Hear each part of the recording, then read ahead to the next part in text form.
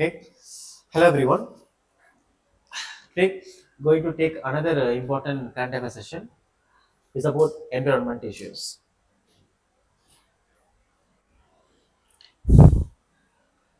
So the syllabus GS3 environment. So Delhi draw up to 7 years air pollution mitigation plan. இதான் நம்முடைய current topic. இதை மெதுக்காக போட்டிருக்காங்க அப்படிங்கிறத மெயினாக பார்க்கணும். ஸோ இந்தியா உடைய பொல்யூஷன்ஸ் இந்தியாவுடைய எக்கனாமியை ரொம்ப அதிகமாக அஃபெக்ட் பண்ணிட்டு இருக்கு. பட் இது ஒரு பொல்யூஷன் எப்படி இந்தியன் எக்கனாமி அஃபெக்ட் பண்ணும் அப்படிங்கிறது நமக்கு பெரிய டவுட்ஸாக இருக்கலாம். பட் அது உண்மை. இந்தியாவுடைய பொல்யூஷன் இந்தியாவோட எக்கனாமியை பெரிய லெவலில் இம்பாக்ட் பண்ணுது. அது அமெரிக்கா படக்கூடிய டேரிஃப் விட ரொம்ப அதிகமாக இம்பாக்ட் பண்ணுது அப்படின்னு இந்தியாவுடைய எக்கனாமிஸ்ட் கீதா கோபிநாதன் அதை பாயிண்ட் பண்ணி காட்டியிருக்காங்க. ஸோ கீதா கோபிநாத்.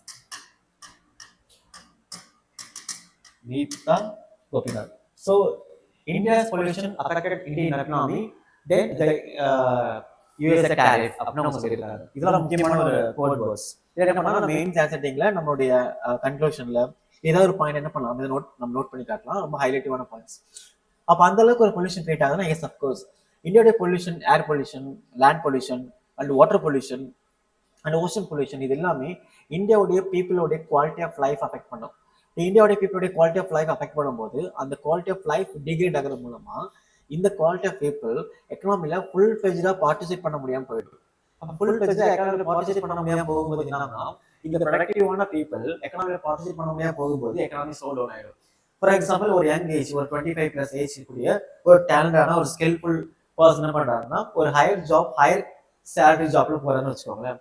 அவர் அடிக்கடி ஹெல்த் இஷ்யூனால வேலைக்கு பார்க்காம இருக்கும்போது என்னன்னா அவருடைய பர்சனல் இன்கம் பாதிக்கப்படும்.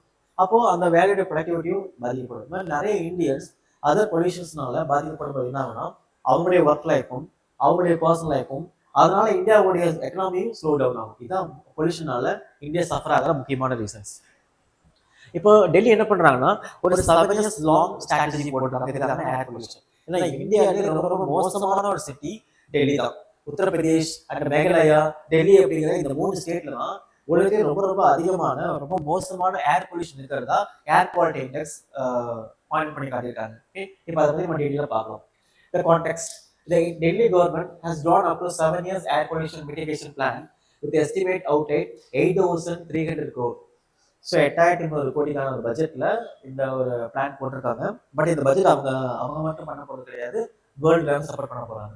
ஓகே, இந்த plan about to strengthen air quality management in capital and reduce emissions from major pollution sources such as vehicles, road dust, construction and demolition waste. And title the Swachh Hawa Swachh Delhi. Swachh Hawa Swachh Delhi. Swachh Delhi. Okay, இது ஒரு முக்கியமான terms. Sometimes mainsல இந்த மாதிரி Swachh Hawa Swachh Delhi னா என்னன்னு கேட்கலாம். அப்போ what is Swachh Hawa Swachh Delhi? So define what and what are the challenges in regarding the schemes கேட்டா நம்ம ஆன்சர் பண்ண தெரியும். அப்ப அட்லீஸ்ட் இது இன்னும் தெரிஞ்சா மட்டும் தான் மெயின்ஸ்ல அந்த மாதிரி क्वेश्चंस கையே வைக்க முடியும். ஓகேவா? அப்ப இந்த மாதிரி பிளான் என்ன பண்ணுங்க, நோட் பண்ணிக்கோங்க. சம்டைம்ஸ் பிரிலிம்ஸ்ல கூட இத பத்தி கேட்கக்கூடிய வாய்ப்பு அதிகம், கமிங் பிரிலிம்ஸ்ல. So title Swachh Hawa and Swachh Delhi. இந்த பிளான் என்ன பண்றாங்கன்னா to project this proposed the implementation between September this year and August 2023 with the support from World Bank. So world பேங்கோட சப்போர்ட் என்ன பண்ணியிருக்கோம்னா இந்த 7 years மிட்டிகேஷன் பிளான் ஆரம்பிச்சிருக்கோம். இதில் 65% பார்த்தீங்கன்னா வேர்ல்டு பேங்க் சப்போர்ட் பண்ணுவாங்க, ரிமைனிங் டெல்லி கவர்மெண்ட் அதை பார்த்துக்கணும். ஓகே, சம்டைம்ஸ் இதை கூட பிரிலிமினரி கொஸ்டின்ஸ் கேட்கலாம், எவ்வளோ பர்சன்டேஜ் அலோகேட் பண்ணியிருக்காங்க அப்படின்னு world bank and Delhi government.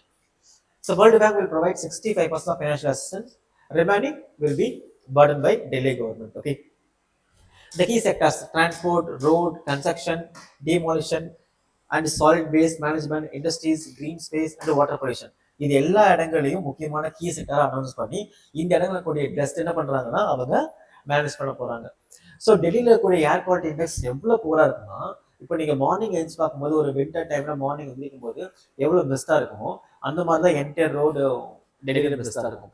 அப்ப அதில் கூடிய அந்த திக் ஏர் குவாலிட்டி ரொம்ப மோசமா இருக்கும்போது அந்த பிரீத் பண்ணக்கூடிய சின்ன சின்ன குழந்தைகள் இருந்து ஓல்டேஜ் பீப்புள் வரைக்கும் நிறைய ப்ரொலாங்டு லங் டிசீஸ்னால பாதிக்கப்படுறாங்க.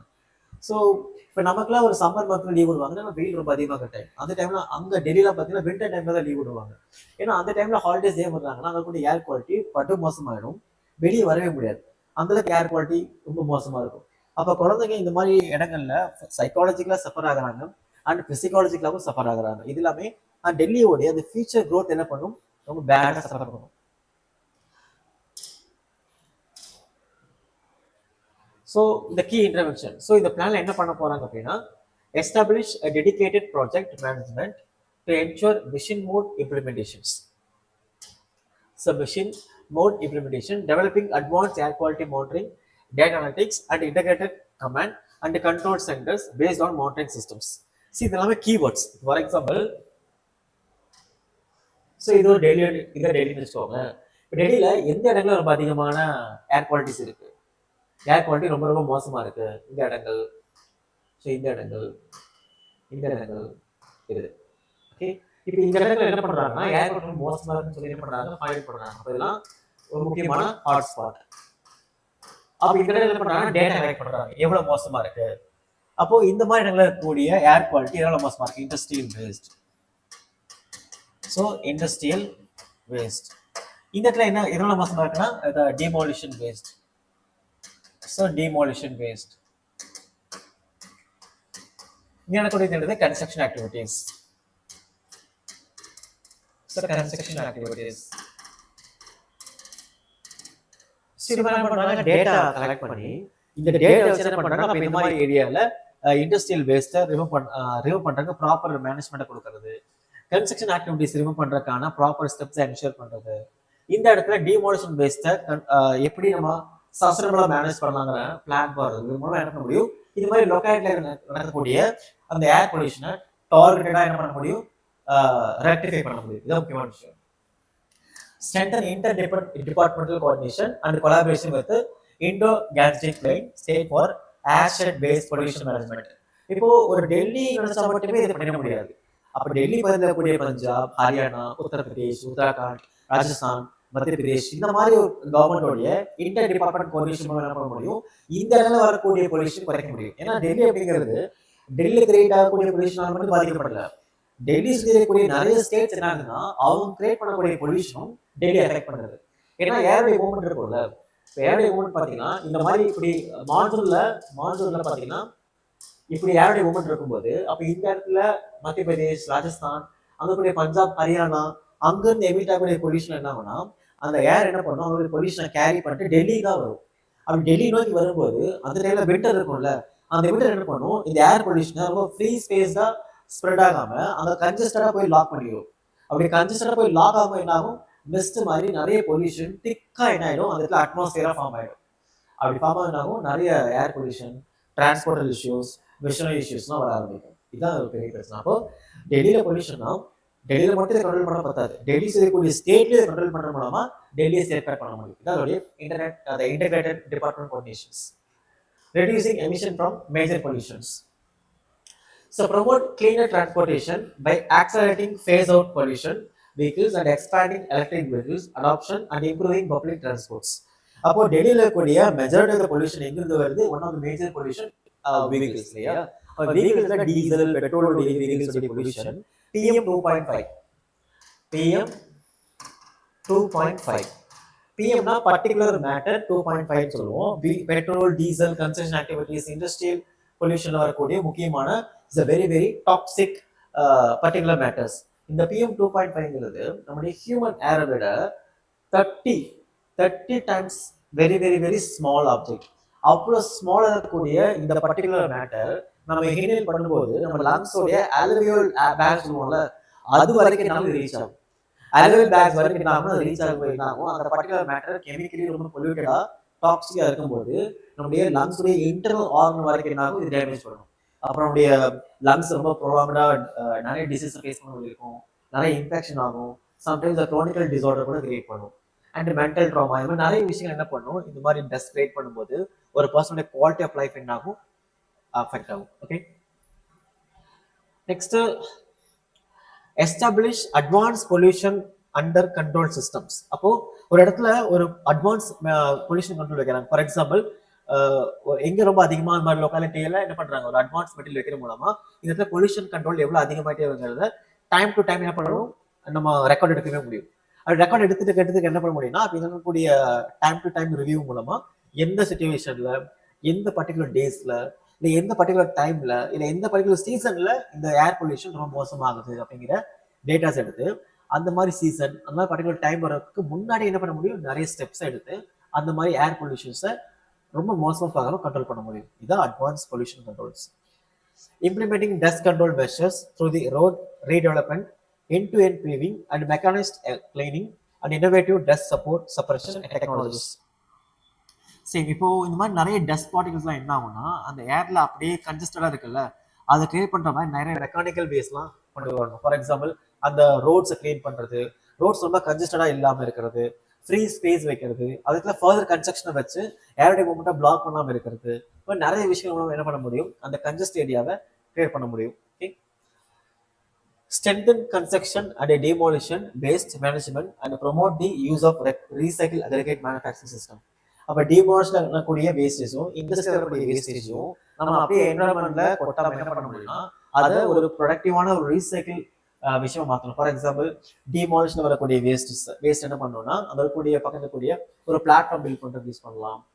இண்டஸ்ட்ரியல் வேஸ்ட் என்ன பண்ணணும்னா அது ப்ரொடக்டிவா பயாலஜிக்கல் சைக்கிளில் அது ஒரு பயோ வேஸ்ட்டாக மாற்றலாம். இது மாதிரி ப்ரொடக்டிவான வேஸ்ட் என்ன பண்ணலாம், அது சேஞ்ச் பண்ணலாம். அப்படி சேஞ்ச் பண்ண மூலமா அதுவும் வரக்கூடிய டஸ்ட் பார்ட்டிகல்ஸ் PM2.5 மாதிரி ரொம்ப ஆபத்தான பார்ட்டிகல்ஸ் என்ன பண்ணலாம், வெளியில கொண்டு வராம தடுக்க முடியும். ஸோ சிக்னிஃபிகன்ஸ், இப்போ இதெல்லாம் வரக்கூடிய முக்கியமான சிக்னிஃபிகன்ஸ் என்னன்னா, இந்த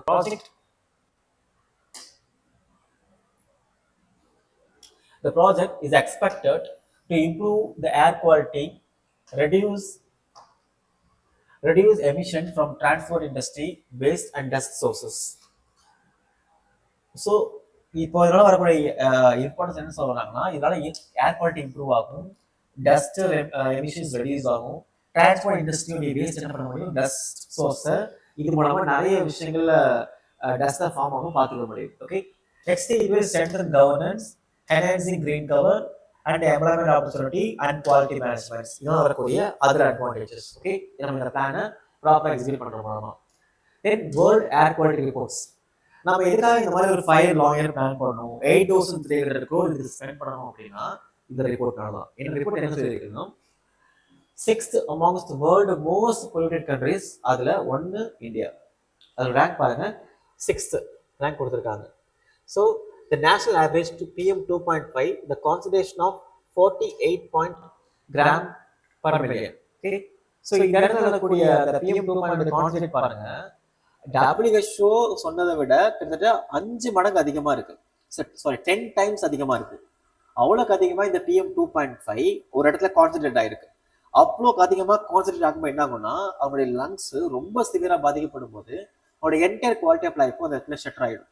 நினைச்சு பாருங்களேன், இப்போ நான் கிளாஸ் எடுத்துட்டு இருக்கேன், அடிக்கடி எனக்கு கெஸ்ஸிங் வாங்கும்போதும், இல்லை அடிக்கடி எனக்கு ரொம்ப அதிகமாக மூச்சு வாங்கும்போதும், இல்லை என்னுடைய காஃப் வரும்போதும், ஸ்னீஸ் வரும்போதும், இது எல்லாமே என்ன பண்ணணும், என்னுடைய ஒர்க்கிங் லைஃப் அஃபெக்ட் பண்ணும். அப்போ ஒரு குரூஷியலான டிபார்ட்மெண்ட்ல இருக்கக்கூடிய ஒரு டீச்சர்ஸ், ஒரு டிஃபென்ஸ் ஸ்டாஃப், ஒரு டிராஃபிக் போலீஸ் ஆஃபீஸர்ஸ், ஒரு டெய்லி வேஜஸ் பீப்புள், ஒரு transport officers, railway officers and sanitary workers, இந்த மாதிரி நிறைய பீப்புள் என்ன பண்ணாங்கன்னா வெளியே தான் வேலை செய்யறாங்க. அப்போ இந்த மாதிரி பீப்புள் அடிக்கடி அஃபெக்ட் ஆகும். என்ன ஆகும்னா, அவங்க மட்டும் அஃபெக்ட் ஆகாம அவங்களோட இருக்கக்கூடிய டிபெண்டன்ட் செக்டார்ஸும் அஃபெக்ட் ஆகும். ஓகே, இதான் திங்ஸ். இதுல குறிப்பா all of the world top 25 most polluted cities were either Pakistan, India and China. So உலகத்துடைய டாப் 24 polluted cities-ல இந்தியா, பாகிஸ்தான், சைனா இருக்கு அப்படின்னு சொல்லியிருக்காங்க. இதுல குறிப்பா இந்தியால Ghaziabad, Uttar Pradesh most worst polluted cities. அதுக்கப்புறம் மேகாலயா இருக்கக்கூடிய பிரெனக்டட். ஸோ இந்த மாதிரி சிட்டிஸ் அண்ட் தேர்ட் பார்த்தீங்கன்னா டெல்லி. ஸோ இது மூணும் top most, Delhi, Uttar Pradesh and Meghalaya. இது மூணுமே பார்த்தீங்கன்னா இந்தியாவில் மோஸ்ட் பொல்யூட்டட் வர்ஸ்ட் பிளேசஸாக இருக்கு. ஓகே, இப்போ நீங்கள் நினைக்கலாம் மேகாலயா எப்படிலாம் பொல்யூஷன் நடக்கலாம், ஆனால் உங்களுக்கு மேகாலயாவும் அஸ்ஸாம் இருக்கக்கூடிய பார்டரில் நிறைய இண்டஸ்ட்ரியல்ஸ் கம்பெனிஸ் இருக்கிறதுனால அந்த கம்பெனிஸ் வரக்கூடிய பொல்யூஷன்ஸ் அங்கே இருக்கக்கூடிய ஏரியாவை மோஸ்ட் வர்ஸ்ட் பொல்யூட்டட் ஏரா மாற்றிடுச்சு. இதெல்லாம் அந்த ஏரியாவில் இருக்கக்கூடிய பீப்புளை ரொம்ப இன்டாக்டாகவும் டேரக்டாகவும் சஃபர் பண்ணுது. அதுக்காக தான் இந்த மாதிரி பிளான் என்ன பண்ணுறோம், நம்ம எக்ஸிக்யூட் பண்ண வேண்டிய சிச்சுவேஷன் இருக்கு. ஸோ இப்போ இதெல்லாம் தாண்டி வேற என்ன பண்ணலாம்? அப்போ இதெல்லாம் தாண்டி ஒரு 5 year பிளான் மட்டும் போடாம இந்தியா சார்பாக வேற மாதிரி விஷயங்கள் பண்ண முடியும் அப்படிங்கிறது இம்பார்ட்டன்ட். இதெல்லாம் ஒரு ஏர் குவாலிட்டி பெஸ்ட்டாக வச்சுக்கிறக்கும் ஃபர்தரா பொல்யூஷனால நிறைய பீப்புள் அண்ட் எக்கனாமியை சஃபர் ஆகிறத ப்ரிவென்ட் பண்ணணும். இந்த மாதிரி ஆக்ஷன்ஸ் நம்ம ஃபாலோ பண்ணலாம். அது ஃபர்ஸ்ட் என்ன, த நேஷனல் கிளீன் ஏர். இதுல ஹெட்டிங் மட்டும் பாருங்க, அதான் இம்பார்ட்டன்ட். மற்ற கதையில விட்டு நம்ம எழுதிடலாம், ஹெட்டிங் தான் இம்பார்ட்டன்ட். என்ன சொல்றாங்கன்னா நேஷனல் கிளீன் ஏர் ப்ரோக்ராம். ஸோ இந்த நேஷனல் கிளீன் ஏர் ப்ரோக்ராம் என்ன பண்றாங்க, டெல்லி இந்த மாதிரி நிறைய இடங்கள்ல எது மோஸ்ட் பொல்யூட்டட் சிட்டிஸோ அந்த சிட்டிஸை டார்கெட் பண்ணி அந்த இடத்துல எதனால பொல்யூஷன் கிரியேட் ஆகுறத சென்சஸ் பண்ணி அந்த விஷயங்களை குறைக்கிறது. கன்ஸ்ட்ரக்ஷன் ஆக்டிவிட்டிஸ்னால இருக்கிற பொல்யூஷன் கிரியேட் ஆகுதா, கன்ஸ்ட்ரக்ஷன் ஆக்டிவிட்டிஸை சஸ்டெயின் பண்ணணும், இந்த மாதிரி விஷயங்கள். Next, the Bharat stage 6 emission standards. The government implement the BS 16 emission standard for vehicle nationwide. அப்ப என்ன பண்றாங்க, நிறைய வெஹிக்கிள்ஸை இம்போர்ட் பண்றாங்க, இன்ஸ்டால் பண்றாங்க. நிறைய வெஹிக்கிள்ஸை இன்ஸ்டால் பண்ற மூலமா அந்த டீசல் அந்த பெட்ரோல் வரக்கூடிய PM2.5 பர்டிகுலர் மேட்டர்ஸ் என்ன பண்றாங்க, குறைக்கிறாங்க. இது ஒரு முக்கியமான திங்ஸ். நெக்ஸ்ட், பிரதான் மந்திரி உஜ்வல் யோஜனா. நமக்கு இது எல்லாமே தெரிஞ்ச விஷயங்கள். இப்போ என்ன பண்றாங்கன்னா, வீட்டுல நிறைய விரைவு சமைப்பாங்கல்ல, வீட்டுல விரைவு சமைக்கும் போது அது எரியும் போது என்னாங்கன்னா நிறைய டஸ்ட் அந்த உள்ளக்கூடிய இன்டோர் பொல்யூஷன் கிரியேட் பண்ணும். அப்ப நிறைய டஸ்ட் உள்ள இன்டோர் பொல்யூஷன் கிரியேட் பண்ணும்போது அங்க இருக்கக்கூடிய pregnant womens, old age people and sick patients and childrens, new born babies, நிறைய பேர் என்ன பண்ணுவோம், ரொம்ப டேரக்டா சஃபர் பண்ணுவோம். அப்ப இந்த மாதிரி இடங்கள் என்ன பண்ணாங்கன்னா, விரைவு செலுத்தாம நம்ம கேஸ் சப்ளை கொடுக்கற மூலமா இன்டோர் பொல்யூஷன் பண்ணலாம், குறைக்கணும். Okay. Next, FAME, the faster adoption of manufacturing vehicles. Vehicle அப்படிங்கிறது இப்போ இருக்கக்கூடிய ரெனோபிள் எனர்ஜிக்கு ஒரு முக்கியமான ஒரு சோர்ஸ் ஆஃப் எனர்ஜியா இருக்கு. இந்த மாதிரி ஒரு வெஹிக்கிள்ஸ் யூஸ் பண்ற மூலமா வெஹிக்கிள்ல வரக்கூடிய எமிஷன்ஸை நம்ம குறைக்கிறதுக்காக இது யூஸ் பண்றோம். இது மூலம் ஏர் குவாலிட்டிஸ் என்ன பண்ண முடியும், நம்ம பெஸ்ட்டா என்ஷூர் பண்ண முடியும். ஸோ வெஹிக்கிளுடைய ஃபாஸ்ட் அடாப்ஷன் நம்முடைய டெல்லி ஏர் பொல்யூஷனுக்கு ஒரு முக்கியமான ஒரு சொல்யூஷனா இருக்கும். ஸோ உங்களுடைய மெயின் ஆன்சர் ரைட்டிங்ல இந்த ஹெட்டிங்லாம் இருக்கணும். ஒரு ஏர் குவாலிட்டி இண்டெக்ஸ் வந்து கொஸ்டின் கேட்டாங்கன்னா அதுக்கான மெத்தட் சொல்யூஷனுக்கு இந்த மாதிரி ஒரு ஹெட்டிங்ஸ் இல்லாம அந்த ஆன்சர் இருக்கவே கூடாது. Next solution, conclusion. ஸோ இது என்ன சொல்றாங்கன்னா, the Swachh Hava and Swasthya Delhi initiatives marks a comprehensive and long-term strategy to tackle Delhi persistent air pollution through integrated governance, cleaner technology and scientific monitoring. So இது ஒரு நல்ல conclusion. Okay. So இது என்ன பண்ணலாம்னா, இந்த for example இந்த ஸ்வச் ஹவா ஸ்வாஸ்தா Delhi initiative வந்து வேற ஒரு கீவேர்டை போட்டு கூட என்ன பண்ணலாம், இந்த மாதிரி கன்க்ளூஷன்ஸ் முடிக்கலாம். ஸோ நியூஸ் பேப்பர் வரக்கூடிய கன்க்ளூஷன்ஸும் இன்ட்ரோடக்ஷன்ஸும் மெயின் ஆன்சர் ரைட்டிங்ல எங்கெல்லாம் யூஸ் பண்ண முடியும்னு பாருங்க. அது நமக்கு டைரக்டா ரொம்ப ஹெல்ப்ஃபுல்லா இருக்கும். Okay. And if implemented effectively, it can significantly advance the objectives of the National Clean Air Program and serve as a model for airshed-based urban air quality management in India. So air quality management நம்ம ப்ராப்பரா conduct பண்றோம்னா அது ஏர் quality மோசமாக கூடிய இடங்கள்ல பாதிக்கப்படக்கூடிய பீப்புளை safeguard பண்ண முடியும். ஏன்னா ஆர்டிகல் 21 என்ன சொல்லுதுன்னா, right to safe environment. So right to safe என்விரான்மெண்ட்டை ஒரு சிட்டிசன்ஸுக்கு கொடுக்கணும் அப்படிங்கிறது சுப்ரீம் கோர்ட் ஆஃப் இந்தியா சொன்ன முக்கியமான டைரக்ஷன்ஸ். அப்போ இந்த மாதிரி விஷயங்கள்லாம் என்ன முடியும், ஆர்டிகல் 21 ரைட் டு சேஃப் என்விரான்மெண்ட்டை ஸ்ட்ரெங்தன் பண்ண முடியும். It's a fundamental right. It's a fundamental rights. Okay. It's all about today current affairs. So if you have any doubt, do comment in the session. I will clear the doubts. Okay. Thank you all.